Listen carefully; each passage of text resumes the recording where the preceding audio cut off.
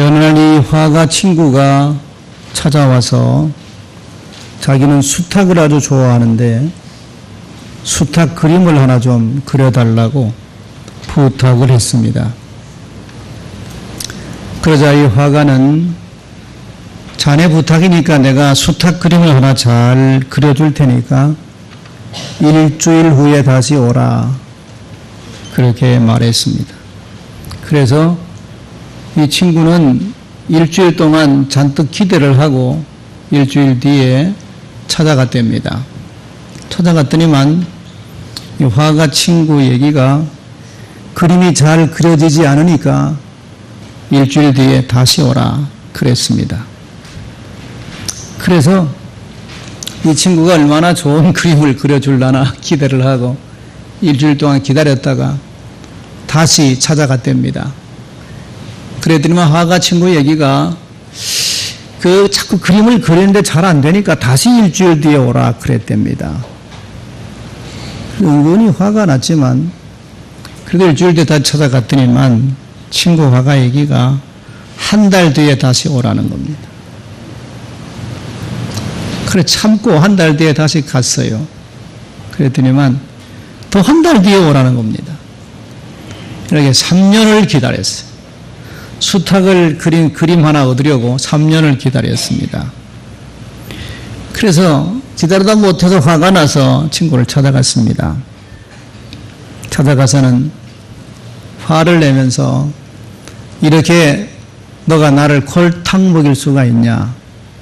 아니 수탉 그림 하나 그려달라는데 뭘 3년을 기다리게 하냐? 그랬더니만 화가 친구가 화내지 말고 여기 앉아보게. 그러더니만 자기 방에 가서는 수탉을 그릴 수 있는 종이와 물감을 가지고 오더니만 친구 보는 앞에서 금방 쓱쓱쓱쓱쓱 이러면서 수탉 그림을 한 마리 그리는 겁니다. 친구 가만히 보니까 얼마나 수탉 그림을 잘 그리는지 수탉이 금방 종이에서 튀어나올 것처럼 그 그림을 잘 그렸습니다. 그걸 보고 있던 친구가 더 화가 난 거예요. 아니 이렇게 금방 그릴 그림을 이렇게 금방 그릴 그림을 그냥 쓱쓱쓱 그리는데 그냥 그렇게 금방 그릴 그림을 뭘 3년이나 기다리게 합니까? 화가 나서 그랬대.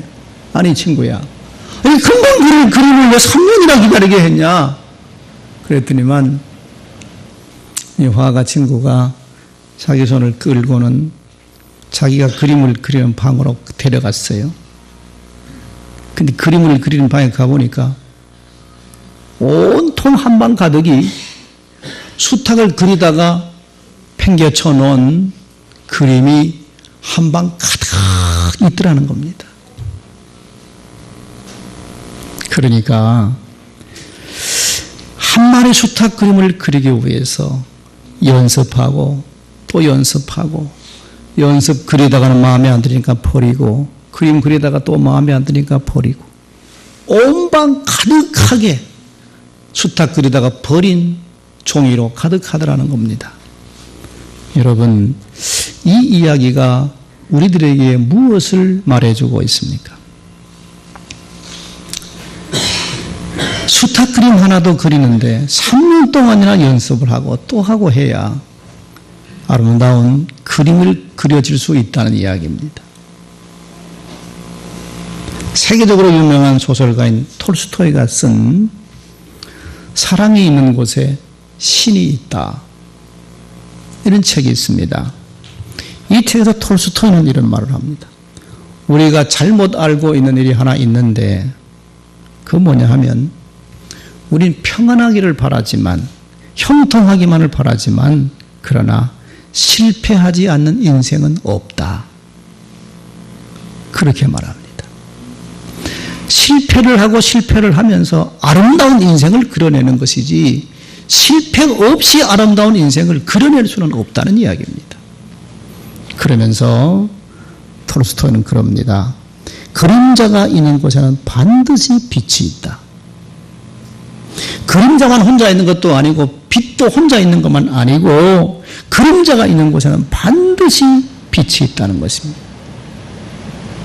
실패 속에서도 낙심하지 않고 무엇인가를 깨닫고 그 실패를 통해서 해결책을 발견할 수 있는 그것이 바로 인생이라 그렇게 말했습니다. 오늘 본문 말씀은 하나님께서 예레미야를 통해서 바벨론의 포로로 끌려가 있는 하나님의 백성들에게 주신 말씀입니다. 지금 이스라엘 백성들은 바벨론의 나라가 망했습니다. 그 아름다운 예루살렘 성이 철저하게 파괴되어 버리고 하나님의 성전도 이방인의 손으로 완전히 무너지고 말았습니다. 하나님이 계시다고 여겼던 그 하나님의 성전이 이방 사람들 손에 무참하게 다 무너졌습니다. 그리고는 자기들이 포로로 끌려와 있는 겁니다.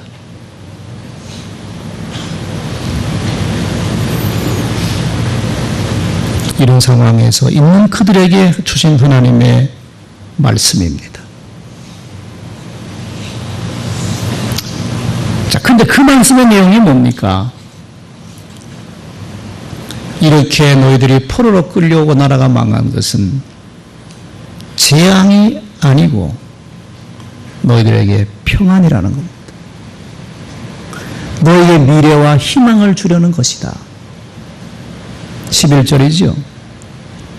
여호와의 말씀이니라. 너희를 향한 나의 생각을 내가 하나니 평안이요 재앙이 아니니라. 너에게 미래와 희망을 주는 것이다. 여러분, 나라가 망했는데 자기들이 포로로 끌려와 있는데 이게 어떻게 재앙이 아닙니까? 근데 하나님 말씀은 재앙이 아니라는 것입니다. 오히려 평안이라는 겁니다. 이게 여러분 이해가 되는 얘기입니까? 이 하나님 말씀에 아멘 할 수 있는 겁니까? 더구나 오늘 본문 앞에 있는 4절과 6절에 보면 하나님이 이렇게 말씀하십니다. 만군의 여호와 이스라엘 하나님께서 예루살렘에서 바벨론으로 사로잡혀 가게 한 모든 포로들에게 이와 같이 말씀하시니라. 너희는 집을 짓고 거기에 살며 터밭을 만들고 그 열매를 먹으라. 아내를 맞아서 자녀를 낳으며 너희 아들이 아내를 맞이하며 너희 딸이 남편을 맞아 그들로 자녀를 낳게 하여 너희가 거기에서 번성하고 줄어들지 아니하게 하라. 더 기가 막힌 것은 7절 말씀입니다. 너는 내가 사로잡혀 가게 한 그 성읍의 평안을 구하고 그를 위하여 여호와께 기도하라. 이는 그 성이 평안함으로 너희도 평안할 것임이니라. 무슨 말입니까? 포로로 끌려온 이 바벨론 나라가 잘 되기를 위해서 기도하라. 아니, 자기 나라를 멸망시키고 자기들을 포로로 끌고 온 이 바벨론 나라가 잘 되기를 위해서 기도하라는 얘기입니다. 이게 말이 되는 얘기입니까? 예를 들어 볼까요? 우리가 일본에게 나라를 빼앗겼습니다. 식민 통치를 받고 있고 나라 말도 빼앗겨 있는 그때 하나님께서 우리들에게 말씀하십니다. 독립운동하지 말고 일본 나라가 전쟁에 승리하기를 기도하라. 이런 말과 같은 얘기입니다. 그렇잖아요. 너희를 포로로 끌고 온 이 바벨론 나라가 평안하기 위해서 기도하라는 얘기입니다. 그게 말이 되는 얘기입니까? 이해가 안 되는 얘기죠. 포로로 끌려왔지만 우리가 몇 년 안에 고국으로 돌아갈 거다.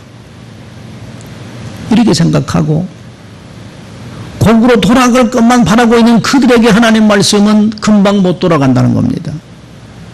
70년을 이 땅에 살아야 되니까 너희가 돌아갈 생각하지 말고 여기서 집을 짓고 그리고 농사도 하고 결혼해서 자녀 낳고 살아라. 그리고 바벨론 나라가 하루빨리 망하기를 바라지 말고 도리어 이 나라가 평안을 위해서 기도하라는 겁니다. 이게 하나님의 말씀이니라. 여러분 이 말씀에 아멘 그렇게 하지요? 그렇게 응답할 수 있겠습니까? 도무지 이해가 되지 않는 하나님의 말씀입니다. 그럼 자, 이 말씀 앞에 이스라엘 백성들은 어떻게 해야 하는 겁니까? 어떻게 해야 되는 거예요? 하나님, 말이나 되는 얘기입니까? 저 예레미야 저는 하나님의 말씀을 듣지도 않고 지 생각 얘기하는 거야. 이렇게 그냥 몰아버리는 겁니까? 자기들 생각과 전혀 반대된 하나님의 말씀을 들었을 때 어떻게 해야 되는 겁니까? 내 생각을 버려야 됩니다. 내 고집을 버려야 됩니다. 그리고 하나님의 말씀을 들어야 되는 겁니다. 내 생각을 버리고 하나님의 말씀을 들어야 되는 겁니다. 도무지 이해가 되지 않지만 내 생각을 버려야 됩니다. 지난 주간에 한 주간 우리 여성회원을 중심으로 라오스 단기 선교를 다녀왔습니다. 그냥 막연하게 우리도 힘들고 어려운데 무슨 뭐 라오스의 선교센터 부지 헌금을 왜 하냐 그런 생각을 가질 수도 있습니다. 그러나 가서 현장을 보니 아 이거 해야 되겠구나. 정말 절실하구나. 그냥 말로만 듣는 선교 그 현장을 돌아보니 정말 우리가 인생에 이걸 한번 하고 죽어야 되겠구나. 그런 생각들을 가지고 돌아왔습니다. 우리가 이해가 되지 않는 하나님의 말씀 앞에 섰을 때 우리가 하는 방법은 딱 하나밖에 없습니다. 내 생각을 버려야지. 내 고집을 버리는 겁니다. 그리고 하나님의 말씀을 따라가는 겁니다.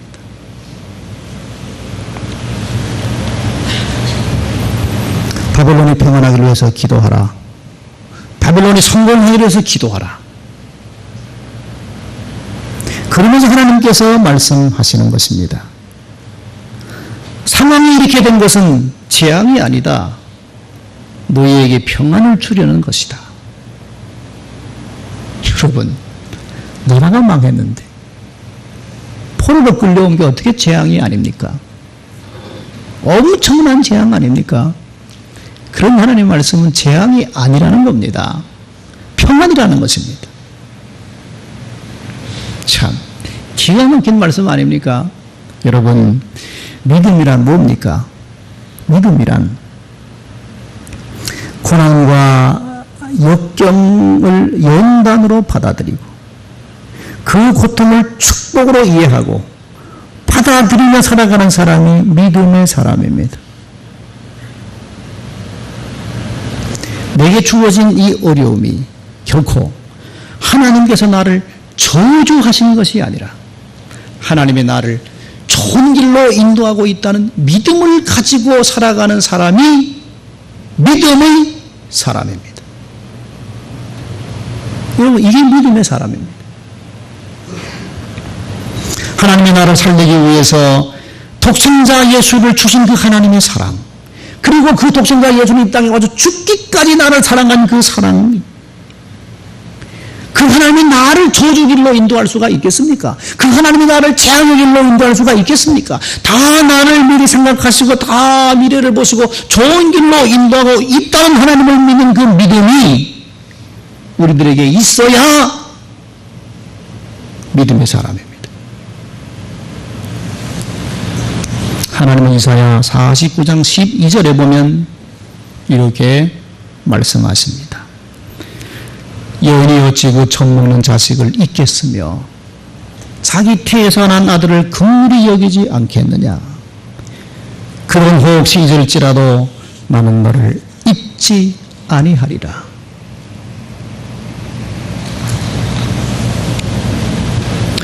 너를 낳은 너 어미는 너를 잊을지라도 나는 너를 잊지 않겠다. 하나님의 말씀입니다. 그러므로 내게 닥친 시련이 결코 재앙이 아니요 내가 지금은 미처 깨닫지 못하지만 이 고난이 나를 평안의 길로 인도할 것이라는 것을 믿고 살아가는 사람이 하나님을 믿는 사람이라는 것입니다. 이런 믿음이 여러분들에는 있습니까? 현실이 불만족스럽고 내가 당한 현실이 고통스럽습니까? 하나님이 나를 버렸다고 생각하십니까? 우리가 절대로 잊지 말고 살아야 될 사실이 하나 있습니다. 절대로 그것이 무엇이냐면 하나님은 절대로 실수하지 않는 분이라는 것입니다. 그래서 야고보서 1장 2절에 보면 이렇게 말합니다. 내 형제들아 너희가 여러 가지 시험을 당하거든 온전히 기쁘게 여기라. 이는 너희의 믿음의 시련이 인내를 만들어내느니라. 인내를 온전히 이루라. 그리하면 그 후에 하나님의 약속을 받게 될 것이다. 우리가 어려운 사건에 부딪힐 때 하나님이 나를 버렸다는 생각을 내려놓고 하나님의 뜻을 깊이 생각할 줄 알아야 된다는 것입니다. 고통스러운 사건이요 불의하게 당한 사건이라도 그 속에 하나님의 뜻이 있다. 이건 재앙이 아니고 평안이라고 하는, 내게 평안을 주기 위한 시련이요 사건이라는 것을 믿음의 사람 우리들은 믿고 나가야 된다는 것입니다. 이건 재앙이 아니고 평안이라 내 생각을 내가 안다고 하나님께서는 저들에게 말씀하십니다. 그리고 두 번째는 이 상황은 너희에게 미래를 주고 희망을 주기 위한 것이다. 이렇게 포로로 끌려온 것은 내가 너희들에게 희망을 주기 위한 것이다. 여러분, 현실보다 강한 것이 무엇입니까? 현실보다 강한 건 희망이고 소망입니다. 희망이 있으면 오늘의 어떤 어려움도 넉넉하게 이겨낼 수 있습니다. 소망이 있으면 오늘의 그 어떤 어려움도 이겨낼 수 있습니다. 우리보다 앞서 살았던 믿음의 선배들, 성경에 나오는 초대교회 교인들은 예수를 전하는 일에 어떤 어려움과 고난과 시련이 다가올지라도 기쁨으로 받아들이고 나갔습니다. 죽음이 다가온다 할지라도 저들은 두려워하지 않고 맞서 나갔습니다. 어떻게 그럴 수가 있었습니까? 그들에게는 희망이 있었습니다. 소망이 있었습니다.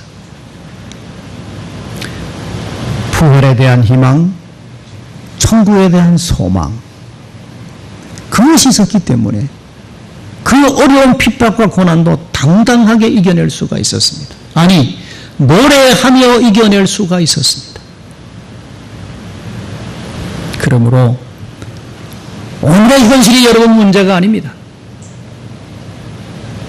내게 희망이 있느냐, 내게 소망이 있느냐, 이게 중요합니다. 여러분 지금 현실이 어렵고 힘이 듭니까? 나만 고난받고 당하고 있다고 여러분들 절망하고 낙심이 됩니까? 오늘의 현재가 문제가 아닙니다. 여러분들의 희망이 없기 때문에, 소망이 없기 때문에 오늘의 현실이 어려운 겁니다. 앞날의 희망만 있으면 오늘의 어려움은 문제가 되지 않습니다.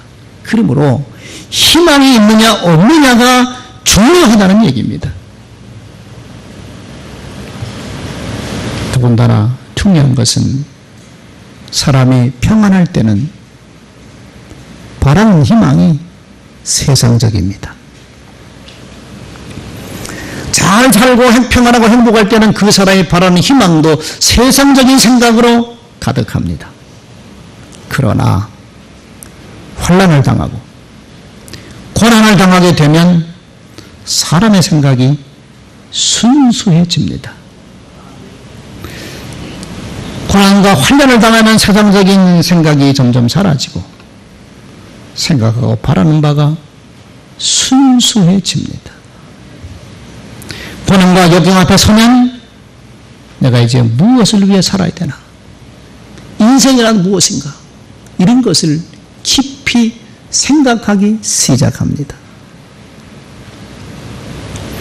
이번에 라오스 선교단들이 남대 마을에 가서 마을 잔치를 했습니다. 그 남대 마을은 그 라오스에 있는 소수민족들이 사는 마을입니다. 우리가 40분 버스를 타고 그 수시간을 버스를 타고 가서 남대 마을 가는데 그 라오스도 이상 기후라서 우리가 출발할 주일날은 여기가 영하 18도였습니다. 근데 라오스를 가면 따뜻하니까 라오스는 뭐 겨울이라고 해도 보통 최저가 15도, 16도, 낮엔 30도를 오르내립니다. 제가 2번 갔지만 날씨가 늘 그랬습니다. 그래서 따뜻한 남쪽 나라 간다. 비행기가 타고 내리면 따뜻할 거다. 그리고 밤에 내렸는데 엄청 추웠습니다. 우리를 마중 나온 백교현 선교사 사모님이 파카 잠바를 입고 왔습니다. 그러면 제가 하는 말이 목사님 추위를 몰고 오면 어떻게 합니까? 그래. 어저께 토요일 저녁부터 갑자기 기온이 떨어졌다는 겁니다. 이렇게 추워져 본 게 없대 라오스가. 영하가 아니고 최저가 9도, 낮 최고가 14도. 호텔방이 추워서 잘 수가 없었습니다. 에어컨은 틀 엄두도 못 내고 추워서 다들 우리 여러분들 전부 다 파카 잠바 입고 잤어. 이불 속에 들어가서. 추워서 잠이 안 올 정도였어. 거기는 지금 건기입니다. 건기는 비가 안 옵니다. 그런데 하루 종일 비가 쏟아졌습니다. 이게 지금 지구가 뭔가 문제가 있다는 얘기지요. 그 비를 맞으면 남대마을 진흙탕길을 버스가 가는데 그 아이들이 비를 맞고 우산도 없이 신발도 없이 차를 따라오는 겁니다. 차가 멈춰서고 우리가 음식을 마을 잔치를 하기 위해서 음식을 내리고 있는데 아이들이 그 억수까지 쏟아낸 비에 그 고바로 옆에 있는 집 처마에 7, 80명의 아이들이 다 쪼그리고 앉아서 우리를 쳐다보고 있는 겁니다. 우리가 50년 전에 살던 모습입니다. 신발도 없이 입은 옷도 변변치 않고 비가 오니까 처마 밑에 우산도 없이 옹기종기 뭘 얻어먹을까 싶어서 앉아있는 그들의 모습을 보면서 다들 가슴이 뭉클했습니다.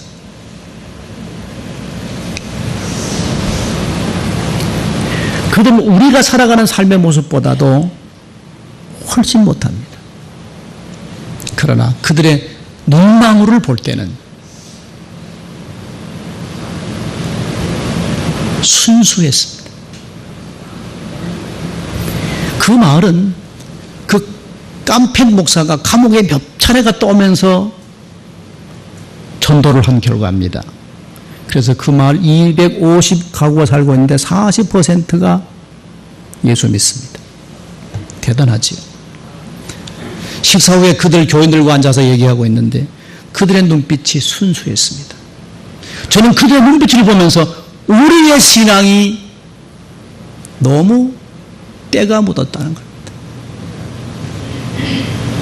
저들은 우리보다도 더 훨씬 가난하지만 저들의 믿음은 순수했습니다. 예수, 부활, 천국을 믿는 심플한 믿음입니다. 우리는 너무 복잡합니다. 잘 살고 평안하니까 너무 바라는 것들이 세상적입니다. 그러나 고난과 환난과 역경을 거쳐보면 우리의 생각이 순수해집니다. 무엇을 위해 살아야 되나? 주님이 우리에게 부탁하신 땅끝까지 이르러 복음 전하라. 여러분, 남은 인생 무엇을 위해 살다 죽을 겁니까? 좀 더 많이 갖고 좀 더 잘 살다가 죽기를 원합니까? 어차피 우리가 주님 앞에 서야 될 사람들인데, 그럼 주님 앞에 설 때 주님이 여러분들에게 요구하시는 바가 뭡니까? 뭘 위해 살다 왔느냐? 그때 여러분들은 어떻게 대답할 겁니까? 좀 더 잘 먹고 좀 더 잘 살기 위해서 노력하다 왔습니다. 그 얘기 할 겁니까?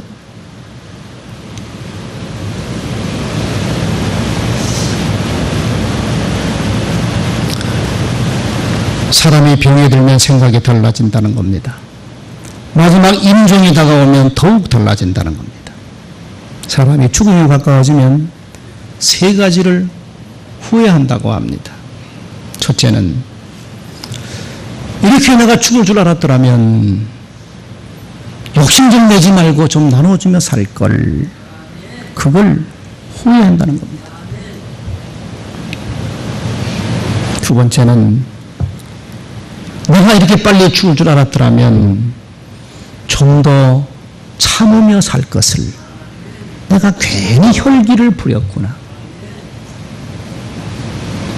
내가 좀 이해하고 내가 좀 참아주고 내가 좀 용서하며 살 걸. 그런 후회를 한다는 것입니다. 세 번째는, 인생이 이렇게 끝날 줄 알았더라면 좀 재미있고 즐겁게 살 것을 그렇게 후회한다는 겁니다. 그저 좀 더 가져보려고, 그저 좀 더 뭐 해보려고 헐떡거리다가 인생을 한 번도 즐겁게 살아보지 못했어. 이걸 후회한다는 겁니다. 세 가지 후회. 그러나 저는 이런 생각해 봅니다. 하나님 믿는 사람이라면 한 가지 더 후회를 할 거다. 뭐냐? 내가 하나님께 더 많이 일하지 못한 것을 후회할 거다. 내가 하나님께 더 많이 헌금하지 못한 걸 후회할 거다. 여러분, 죽음 앞에 서면 천국에 대한 생각밖에 없습니다. 죽음 앞에 서면 하나님 만날 생각밖에 없습니다. 그러면 하나님 앞에 뭔가 내놓을 게 있어야지. 너무 나만 위해 사는 겁니다. 구원해 주셨는데 너무 나만 생각하고 사는 거야. 하나님 한 번 생각하지 않았어. 하나님 마음 소원이 뭡니까? 내가 하나님 소원 하나 이루어 드리죠. 그 기도 한 번 못한 겁니다. 우리는 기도할 때마다 하나님 내 소원 이루어달라고만 기도했지, 하나님 내가 뭘 해드릴까요? 그거 기도하지 한 번 못했지요. 하나님 내가 뭘 해드릴까요? 여러분, 그 기도 해보셨습니까? 입만 열면 하나님 이거 달라 저거 달라만 기도했지. 그러다가 죽음 앞에 서니까 후회가 되는 겁니다. 내게 이런 죽음이 올 줄 알았더라면 내가 좀 다르게 살 걸, 그때서야 후회한다는 얘기입니다. 이렇게 사람이 환난을 당하고 고난을 당하게 되면 소망이 정리가 됩니다. 희망이 정리가 되어 순수해집니다. 그렇기 때문에 하나님께서 말씀하십니다. 너희들이 바벨론으로 포로로 끌려온 것은 재앙이 아니고 평안이고, 이 고난과 역경이 너희를 더 나은 미래로 희망으로 인도하기 위한 내 뜻이다. 그런 말씀입니다. 여러분, 성경에 나오는 욥이라는 사람 아시죠? 얼마나 고난당합니까? 그 수많은 고난을 겪으면서 욥은 하나님께 더 가까이 나갑니다. 그리고 그는 이렇게 고백합니다. 하나님께서 나를 단련하신 후에 내가 정금같이 되어 나올 것이다. 그런 고백을 합니다. 이 모든 고난을 통해서 내가 단련을 받은 후에 내 믿음이 정금같이 되어서 나올 것이다. 그런 고백입니다. 하나님 백성들이 바벨론 사람들이 포로로 끌려간 건 엄청난 재앙입니다. 어떻게 하나님 백성이 이렇게 될 수가 있습니까? 하나님이 살아있는 겁니까? 자, 그런데 기막힌 현실 앞에 주신 하나님의 말씀은 이건 재앙이 아니고 평안이라는 겁니다. 그리고 내가 너희들에게 미래와 희망을 주기 위한 것이라는 것입니다. 자, 여러분, 이 말씀이 과거 이스라엘 백성들에게 주신 말씀이 아니라 오늘 우리들에게 주시는 말씀입니다. 오늘 여러분들에게 주시는 말씀입니다. 주어진 현실이 마음에 들지 않습니까? 고난 중에 있습니까? 삶이 힘들고 어렵습니까? 오늘 우리에게 주신 말씀이 이 말씀입니다. 너희를 향한 내 생각을 내가 하나니 평안이요 재앙이 아니다. 너희에게 미래와 희망을 주는 것이다.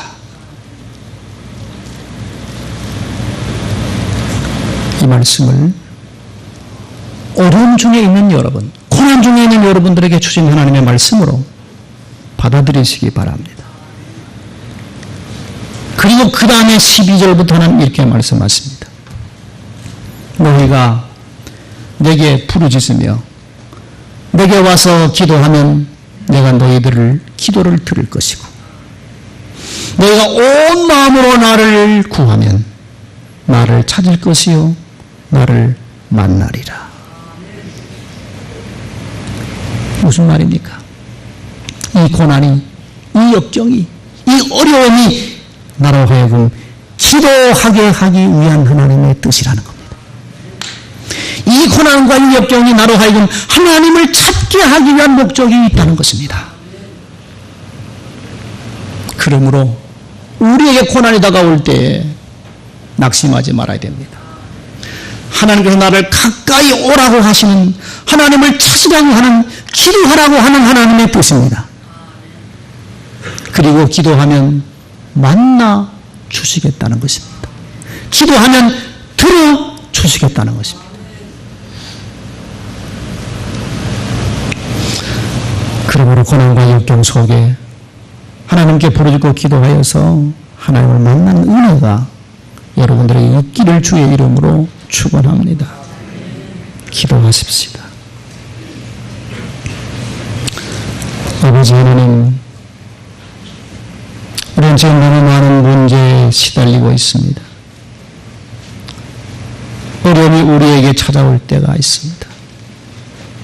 그래서 낙심하고 때로는 절망하고 하나님은 살아있는 건가? 그런 생각을 할 때가 있습니다. 그러나 우리의 고통이 아무리 크다 할지라도 이스라엘 백성들이 바벨론 나라의 포로로 끌려간 고통이 어떻게 비교할 수 있겠습니까? 그런데 하나님께서는 그 절망 속에 있는 백성들에게 이렇게 말씀하십니다. 이건 재앙이 아니다. 이건 재앙이 아니고 평안이고 너희에게 희망을 주려고 하는 것이다.